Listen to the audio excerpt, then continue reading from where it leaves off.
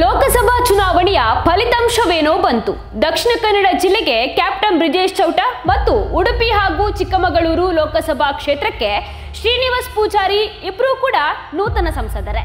ಕೋಟ ಶ್ರೀನಿವಾಸ್ ಪೂಜಾರಿ ಅವರಿಗೆ ರಾಜಕೀಯ ಹಾಗೂ ಶಾಸನ ಸಭೆಯ ಕಲಾಪದ ಬಗ್ಗೆ ಅರಿವಿದ್ರು ಈ ಲೋಕಸಭಾ ಕ್ಷೇತ್ರದ ನಿರ್ವಹಣೆ ಮಾತ್ರ ಹೊಸತು. ಬ್ರಿಜೇಶ್ ಚೌಟ ಅವರಿಗೆ ಎಲ್ಲವೂ ಚೊಚ್ಚಲ. ಅದೇನೇ ಆಗಲಿ, ಇವರಿಬ್ಬರ ಮುಂದಿದೆ ಇದೀಗ ನೂರಾರು ಸವಾಲುಗಳು. ಕ್ಷೇತ್ರದ ಅಭಿವೃದ್ಧಿಯತ್ತ ಇವರು ದೃಷ್ಟಿ ಹರಿಸ್ತಾರಾ? ಇವರ ಮುಂದೆ ಜನರ ಪ್ರಮುಖ ಬೇಡಿಕೆ ಏನು? ಇಲ್ಲಿದೆ ನೋಡಿ ಸ್ಪೆಷಲ್ ರಿಪೋರ್ಟ್. ನಾನು ಅರ್ಪಿತಾ ಕುಂದರ್. ಸ್ಥಳೀಯರಿಗೆ ಉದ್ಯೋಗ ಜನರ ಮೊದಲ ಆದ್ಯತೆ. ನೂತನ ಸಂಸದರೇ, ರಸ್ತೆ ಅಭಿವೃದ್ಧಿ ಕಾರ್ಯ ನಿಮ್ಮಿಂದಾದ್ರೂ ಆಗುತ್ತಾ?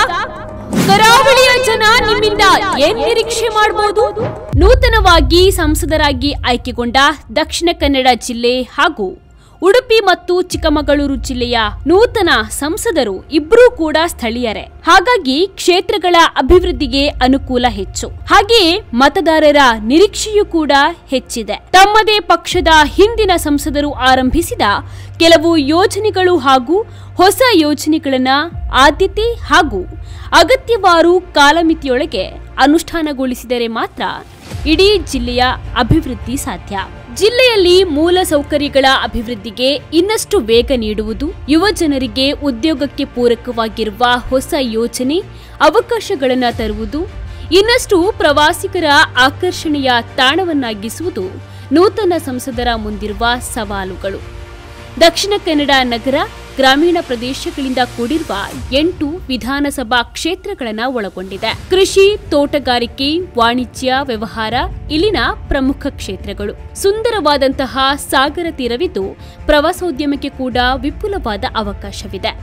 ಜಿಲ್ಲೆಯಲ್ಲಿ ಈಗಾಗಲೇ ಹಲವು ಹೆದ್ದಾರಿ ಕಾಮಗಾರಿ ಪ್ರಗತಿಯಲ್ಲಿದ್ದು ಇವುಗಳನ್ನು ನಿಗದಿತ ಅವಧಿಯಲ್ಲಿ ಪೂರ್ಣಗೊಳಿಸಿ ಸಂಪರ್ಕ ವ್ಯವಸ್ಥೆಗೆ ಸುಧಾರಣೆ ತರುವುದು ಕೂಡ ಇವರ ಮುಂದಿನ ಬಿಗ್ ಚಾಲೆಂಜ್ ಆಗಿದೆ.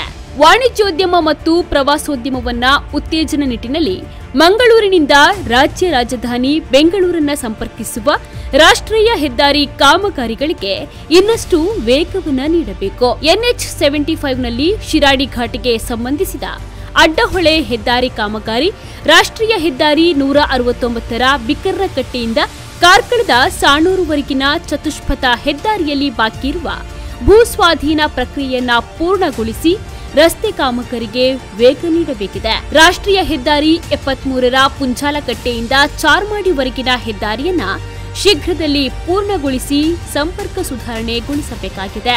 ಕೆಪಿಟಿ ನಂತೂರ್ನ ಸಮಸ್ಯೆ ಇಂದು ನಿನ್ನೆಯದಲ್ಲ. ವೆಹಿಕ್ಯುಲರ್ ಓವರ್ ಪಾಸ್ ನಿರ್ಮಾಣ ಕಾಮಗಾರಿಗೆ ಅಲ್ಲಿ ಚಾಲನೆಯನ್ನ ನೀಡಿದರೆ ಜನರ ಮತ್ತು ಪ್ರಯಾಣಿಕರ ಸಮಸ್ಯೆ ಕೂಡ ಶೀಘ್ರವಾಗಿ ಪರಿಹಾರವಾಗಲಿದೆ. ಅನುಮೋದನೆಗೊಳ್ಳಲಿರುವ ರಾಷ್ಟ್ರೀಯ ಹೆದ್ದಾರಿ 75ರ ಶಿರಾಡಿ ಘಾಟ್ನಲ್ಲಿ ಸುರಂಗ ಮಾರ್ಗ ನಿರ್ಮಾಣ, ರಾಷ್ಟ್ರೀಯ ಹೆದ್ದಾರಿ 66ರ ಪಣಂಬೂರು KIOCLನಿಂದ ಬೈಕಂಪಾಡಿವರೆಗೆ ಷಡ್ಪಥ ಫ್ಲೈಓವರ್, ಮಂಗಳೂರು ಹೊರವಲಯದ ಮುಲ್ಕಿ, ಕಿನ್ನಿಗೋಳಿ, ಮೂರು ಕಾವೇರಿ ಕಟೀಲು, ಬಜಪಿ, ಪೊಳಲಿ, ಅಡ್ಡೂರು, ತೆಂಕಬೆಳ್ಳೂರು, ಕಲ್ಪನೆ, ಬಿಸಿ ರೋಡ್, ಪಾಣೆಮಂಗಳೂರು, ತೊಕ್ಕೊಟ್ಟು ನಡುವಿನ ಮಂಗಳೂರು ಬೈಪಾಸ್ ರಸ್ತೆ ನಿರ್ಮಾಣ ಯೋಜನೆಗಳ ಅನುಷ್ಠಾನಕ್ಕೆ ಮೊತ್ತ ಮೊದಲನೇದಾಗಿ ಆದ್ಯತೆಯನ್ನ ಕೊಡಬೇಕಾಗಿದೆ. ಇದಿಷ್ಟು ಹೆದ್ದಾರಿಯ ವಿಷಯವಾದ್ರೆ, ಜಿಲ್ಲೆಯಲ್ಲಿ ಸಾಕಷ್ಟು ಪದವಿ, ಸ್ನಾತಕೋತ್ತರ ಪದವಿ, ಇಂಜಿನಿಯರಿಂಗ್ ಕಾಲೇಜುಗಳಿದ್ದು ಪ್ರತಿ ವರ್ಷ ಸಾವಿರಾರು ಸಂಖ್ಯೆಯಲ್ಲಿ ವಿದ್ಯಾರ್ಥಿಗಳು ಕಲಿತು ಹೊರಬರುತ್ತಿದ್ದಾರೆ. ಅವರಿಗೆ ಸೂಕ್ತ ಉದ್ಯೋಗ ದೊರೆಯದೆ ಹೊರ ಜಿಲ್ಲೆ, ರಾಜ್ಯ, ದೇಶಗಳತ್ತ ಮುಖ ಮಾಡುತ್ತಿದ್ದಾರೆ. ಉದ್ಯೋಗ ಸೃಷ್ಟಿಸುವ ಉದ್ದಿಮೆಗಳು, ಬೆಂಗಳೂರು ಕೇಂದ್ರೀಕೃತವಾಗಿರುವ IT ಉದ್ದಿಮೆಗಳನ್ನು ಕರಾವಳಿಗೆ ಆಕರ್ಷಿಸುವ ನಿಟ್ಟಿನಲ್ಲಿ IT ಪಾರ್ಕ್ ನಿರ್ಮಾಣ ಪ್ರಮುಖ ಆದ್ಯತೆ ಆಗಬೇಕು. ಯೋಚನೆಯಾದರೆ ಸಾಲದು, ಇದು ಯೋಜನೆಯಾಗಿ ಪರಿವರ್ತನೆ ಆಗಬೇಕು. ಜಿಲ್ಲೆಯಲ್ಲಿ ಸೂಕ್ಷ್ಮ ಮತ್ತು ಮಧ್ಯಮ ಕೈಗಾರಿಕೆಗಳಿಗೆ ಉತ್ತೇಜನ ನೀಡುವ ಅಗತ್ಯ ಕೂಡ ಇದೆ. ಇನ್ನು ಪ್ರಗತಿಯಲ್ಲಿರುವಂತಹ ಮನೆ ಮನೆಗೆ CNG ಗ್ಯಾಸ್ ಸಂಪರ್ಕ, ಗಂಜಿಮಠದ ಪ್ಲಾಸ್ಟಿಕ್ ಪಾರ್ಕ್, ಕೆಂಚಾರಿನ Indian coast guard academy, Amrit Bharat station ಯೋಜನೆಯಡಿ ಪ್ರಗತಿಯಲ್ಲಿರುವ ಮಂಗಳೂರು ಜಂಕ್ಷನ್, ಬಂಟ್ವಾಳ ಮತ್ತು ಸುಬ್ರಹ್ಮಣ್ಯ ರೋಡ್ ರೈಲು ನಿಲ್ದಾಣಗಳ ಕಾಮಗಾರಿ, ಮಂಗಳೂರು ಮೈಸೂರು ಹಳಿ ವಿದ್ಯುದೀಕರಣಕ್ಕೆ ವೇಗ, ಮಂಗಳೂರು ಸೆಂಟ್ರಲ್ ರೈಲು ನಿಲ್ದಾಣದ ಉನ್ನತೀಕರಣ, ಹಳೆ ಬಂದರಿನಲ್ಲಿ ಕೋಸ್ಟಲ್ ಬರ್ತ್ ನಿರ್ಮಾಣ ಕಾಮಗಾರಿಗೆ ಆದ್ಯತೆ, ಇವೆಲ್ಲವನ್ನ ಕೂಡ ಪೂರ್ಣಗೊಳಿಸಿದರೆ ಸಂಪೂರ್ಣವಾದಂತಹ ಪ್ರಗತಿಯಲ್ಲಿರುವ ಕಾರ್ಯಗಳು ನೆರವೇರಲಿದೆ. ಇವಿಷ್ಟು ದಕ್ಷಿಣ ಕನ್ನಡ ಜಿಲ್ಲೆಗೆ ಸಂಬಂಧಿಸಿದ ಸವಾಲುಗಳು ಮತ್ತು ಸಂಸದರು ಅಭಿವೃದ್ಧಿಪಡಿಸಬೇಕಾಗಿರುವ ಕ್ಷೇತ್ರಗಳಾದ್ರೆ, ಉಡುಪಿಯತ್ತ ಚಿತ್ತವನ್ನ ಹರಿಸಿದ್ರೆ ಮೊದಲನೇದಾಗಿ ಸ್ಥಳೀಯ ಆರ್ಥಿಕತೆಗೆ ಗಮನ ಕೊಡಬೇಕಾಗಿದೆ. ಉಡುಪಿ ಚಿಕ್ಕಮಗಳೂರು ಲೋಕಸಭಾ ಕ್ಷೇತ್ರಕ್ಕೆ ಕೊನೆಗೂ ನೂತನ ಸಾರಥಿ ಸಿಕ್ಕಂತಾಗಿದೆ. ಅಷ್ಟೇ ಅಲ್ಲ, ಉಡುಪಿಯ ಲೆಕ್ಕಕ್ಕೆ ತೆಗೆದುಕೊಂಡ್ರೆ ಎರಡನೆಯ ಬಾರಿಗೆ ಉಡುಪಿ ಜಿಲ್ಲೆಯವರೇ ಈ ಕ್ಷೇತ್ರವನ್ನ ಪ್ರತಿನಿಧಿಸುತ್ತಿದ್ದಾರೆ. ಇದುವರೆಗೂ ಉಡುಪಿ ಚಿಕ್ಕಮಗಳೂರು ಕ್ಷೇತ್ರವನ್ನ ಬಹುತೇಕ ಹೊರಗಿನ ಜಿಲ್ಲೆಯವರೇ, ಒಮ್ಮೆ ಜಯಪ್ರಕಾಶ್ ಹೆಗ್ಡೆ ಅವರು ಉಪಚುನಾವಣೆಯಲ್ಲಿ ಗೆದ್ದಿದ್ರು. ಉಳಿದಂತೆ ಎಲ್ಲರೂ ಕೂಡ ಹೊರ ಜಿಲ್ಲೆಯವರೇ ಆಗಿದ್ರು. ಈಗ ಸಂಸದರು ಸ್ಥಳೀಯರೇ ಆಗಿರುವುದರಿಂದ ಕ್ಷೇತ್ರದ ಹಲವು ಸಮಸ್ಯೆಗಳಿಗೆ ಪರಿಹಾರ ದೊರಕುವ ಸಾಧ್ಯತೆ ಹೆಚ್ಚಿದೆ. ಹಲವು ವರ್ಷಗಳಿಂದಲೂ ಬಗೆಹರಿಯದ ಸಮಸ್ಯೆಗಳು ಈ ಕ್ಷೇತ್ರದಲ್ಲಿ ಬಹಳಷ್ಟಿದೆ. ಆ ಪೈಕಿ ತುರ್ತಾಗಿ ಈಡೇರಬೇಕಾದ ಹಲವು ವಿಚಾರಗಳು ಯಾವುದೆಂದರೆ, ಜಿಲ್ಲೆಯಲ್ಲಿ ಕೃಷಿ ಚಟುವಟಿಕೆಗಳಿಗೆ ಉತ್ತೇಜನವನ್ನು ನೀಡಬೇಕಾಗಿದೆ. ಮೀನುಗಾರಿಕೆ ಕ್ಷೇತ್ರದ ಬಲವರ್ಧನೆಯ ದೃಷ್ಟಿಯಿಂದ ಮಲ್ಪೆ ಮೀನುಗಾರಿಕೆ ಬಂದರಿನ ಅಭಿವೃದ್ಧಿ ಕೂಡ ಸಾಗಬೇಕಾಗಿದೆ. ರಾಷ್ಟ್ರೀಯ ಹೆದ್ದಾರಿ ಅಭಿವೃದ್ಧಿಗೆ ಮೊದಲ ಪ್ರಾಮುಖ್ಯತೆ ನೀಡಬೇಕಾಗಿದೆ.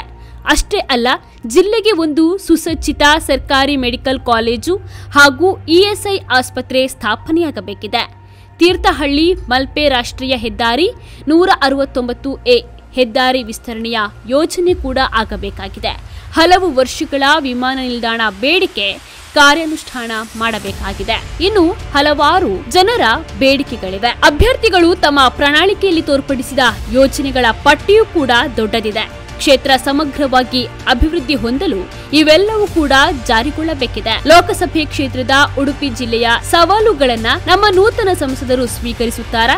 ಇದರಲ್ಲಿ ಎಷ್ಟೆಲ್ಲ ವಿಚಾರಗಳನ್ನ ಗಮನದಲ್ಲಿಟ್ಟುಕೊಂಡು ಅನುಷ್ಠಾನಕ್ಕೆ ತರುವ ಕೆಲಸ ಆಗಬೇಕಿದೆ. ಎಲ್ಲವೂ ಕೂಡ ಇನ್ನು ಮುಂದೆ ಕಾದು ನೋಡಬೇಕಿದೆ.